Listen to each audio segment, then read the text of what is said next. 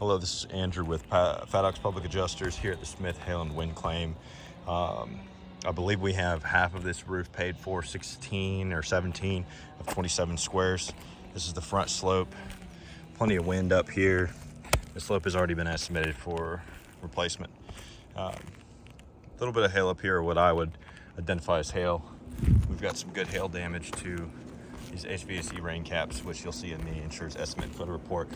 Obviously, or presumably rather, based off of reading the estimate, this back slope has not been granted any coverage. One thing I want to bring attention to is this prior repair. Right. So we'll see here, if you look at these overlapping shingles, ever so slight mechanical creasing, especially right here. I think this is the best example, where you can see that shingle was lifted up or manipulated to get these fasteners, or this new shingle in.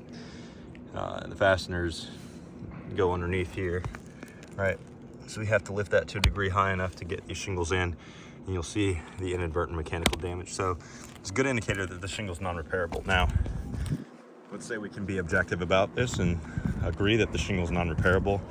Presumably that's why the entire front slope was paid for, instead of just however many shingles were wind damaged objectively. Then the Builder's Code coverage comes into account.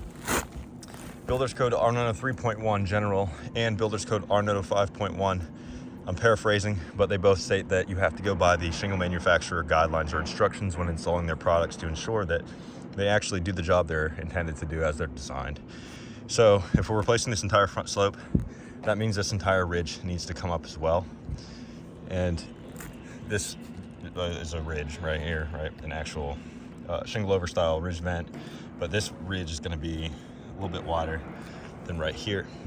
Right here, this is going to need to, we're going to have to overlap the underlayment by 4 to 6 inches per shingle manufacturer technical data sheets, and I have that all in a PDF. I'll go ahead and send that to you with this video, which means, again, these shingles, these ridge shingles are going to have to come up, and these fasteners are going to have to come up off the first row of shingles right here.